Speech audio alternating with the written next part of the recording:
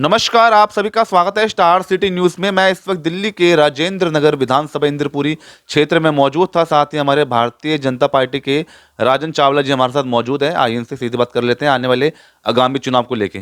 Sir, क्या लगता है आपको आने वाले चुनाव में सर कैसा माहौल है दिल्ली में? सर नमस्कार, मैं राजन चावला जी। राजेंद्र नगर क्षेत्र से भाजपा का वरिष्ठ कार्यकर्ता हूँ और बुद्धनगर मार्केट एसोसिएशन का एग्जीक्यूटिव मेंबर भी हूँ। अच्छा अच्छा। इस बार इस विधानसभा चुनाव में हमारी भारतीय जनता पार्टी बहुत भारी बहुमत से जीतने जा रही है, क्योंकि हमारी दिल्ली की जनता जो है त्रस्त हो गई। इस 10 साल के कार्यकाल में आम आदमी पार्टी ने कुछ भी नहीं किया। जो ये वादे करके आई थी, बड़े बड़े वादे किए थे कि हम दिल्ली को पेरिस बना देंगे, लंदन बना देंगे, जी। और इन्होंने बजाय लंदन पेरिस बनाने के इसको नरक बना दिया।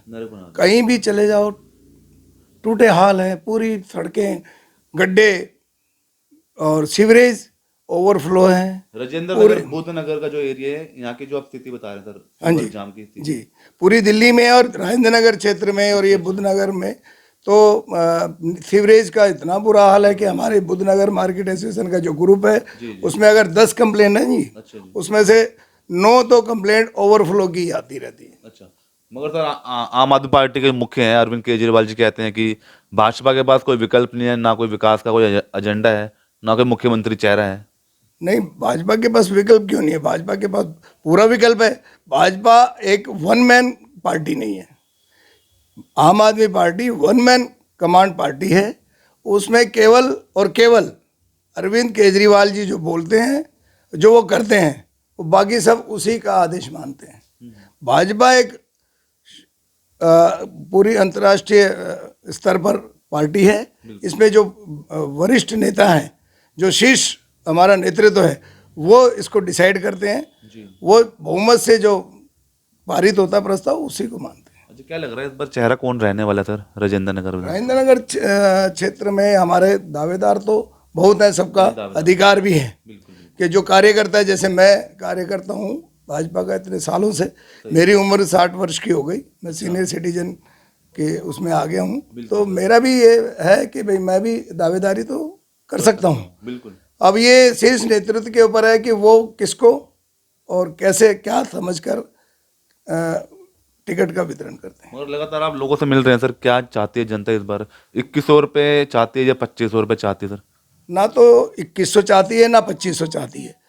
इस बार जनता जो है बदलाव चाहती है। बदलाव किस तरह का? बदलाव इस प्रकार का कि जो बीजेपी दे सकती है, भाजपा वो और दूसरी पार्टी नहीं दे सकती। मगर बीजेपी ने अब तक कोई घोषणा में ऐसा कोई एजेंडा? घोषणा हमारे जो है रेवड़ी बांटने का तो हमारे में वो शुरू से ही नहीं है रिवाज। ये रिवाज आम आदमी पार्टी में, आम आदमी पार्टी के जो मुखिया है श्री अरविंद केजरीवाल जी, इन्होंने झूठ बोलकर ही आए थे राजनीति में।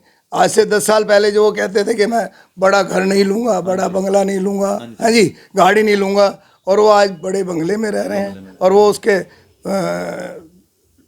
जांच के दायरे में भी आ गए उस वजह से, है ना। अच्छा, आपका राजनीतिक जो कदम आपने रखा भाजपा में जी, पिछले कितने समय से आप? मेरी उम्र मेरे ख्याल मुझे याद है कि 10-12 वर्ष की रही होगी, जब उस समय जनसंघ यहाँ पर वो था, जनसंघ हुआ करती थी उस समय से जुड़े? हाँ, उस समय शिवनारायण सरसोनिया जी जो करोल बाग क्षेत्र होता था, उस समय हमारा संसदीय क्षेत्र जिला करोल बाग, उस समय से मैं जुड़ा हूँ।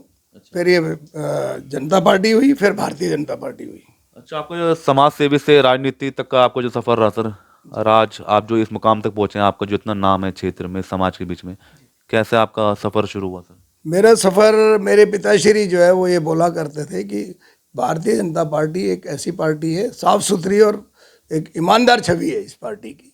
इसमें बड़े बड़े जो नेता हुआ करते थे, विजय कुमार मल्होत्रा, अटल बिहारी जी, जो हमारे पिताजी जो है उस समय जो है साइकिल पर रामलीला मैदान जाया करते थे अटल जी का भाषण सुनने के लिए। तो मुझे उन्होंने ही प्रेरित किया इस पार्टी में आने के लिए। और सेवा किस तरह की सर? सेवा इस प्रकार से समाज सेवा हो, चाहे वो मार्केट में सेवा है या कहीं पर भी, मतलब अपनी तरफ से जितनी हो सके समाज सेवा करनी है, लोगों की सेवा करनी है।